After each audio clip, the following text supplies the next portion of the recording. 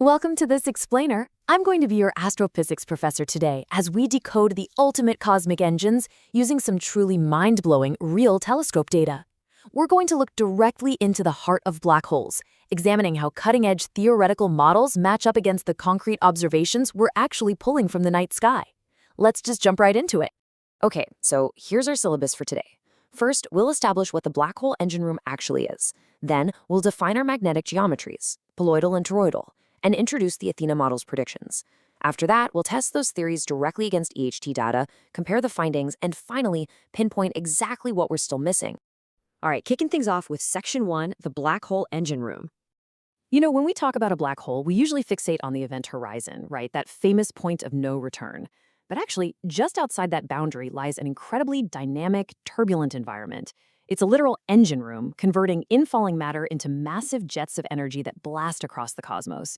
Which brings us to a fundamental cosmic mystery. How do these massive black hole jets stay perfectly stable and collimated, meaning narrow and focused across vast cosmic distances? I mean, they travel in tight beams for thousands, sometimes millions of light years without fanning out and dissipating.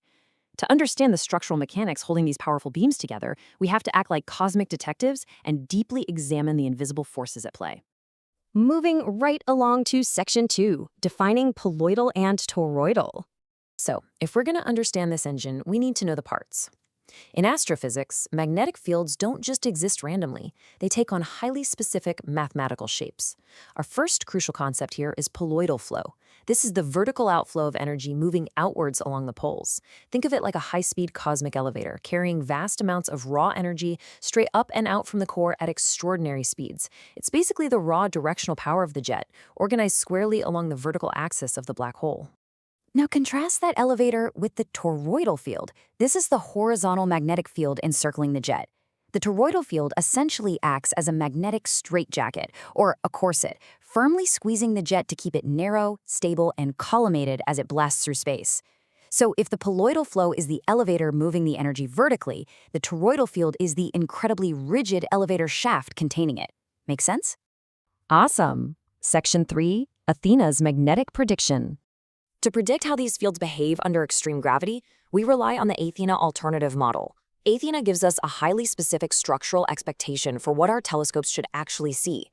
The hypothesis states that poloidal inflow occurs at the poles, while toroidal outflow dominates at the magnetic equator. So we're talking about a strict geographical separation of duties within the engine room.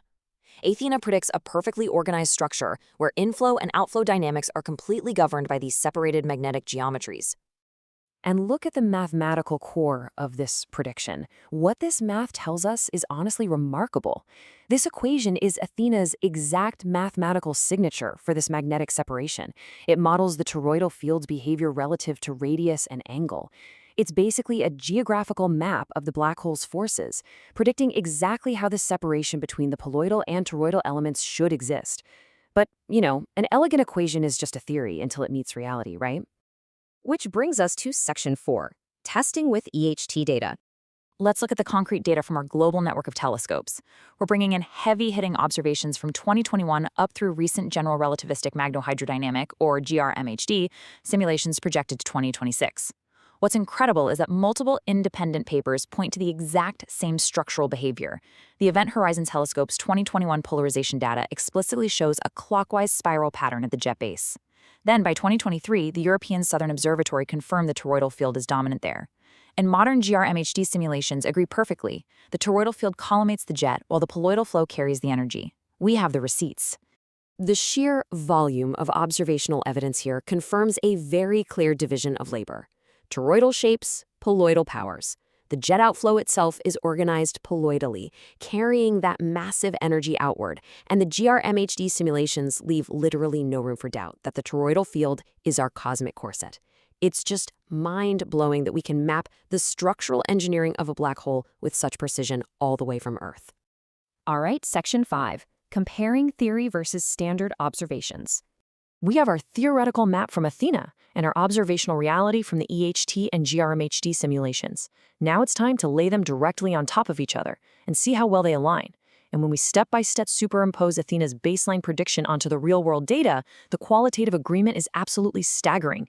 The strict separation predicted by Athena is vividly reflected in the standard data.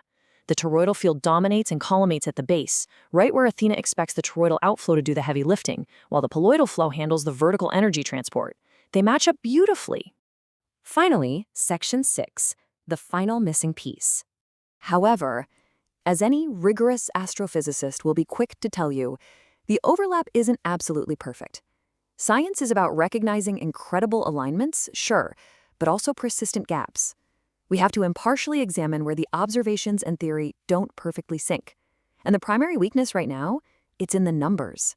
While the shape and behavior match perfectly, we still lack the exact quantitative separation data to fully satisfy the mathematics. We can observe the qualitative separation, we literally see the corset holding the elevator shaft. But to conclusively prove the model, we need the precise numerical values of that separation to plug directly back into Athena's baseline equation.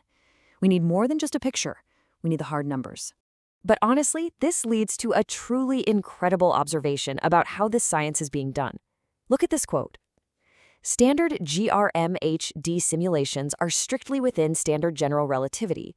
They aren't even testing the Athena alternative, yet they perfectly match its structural predictions.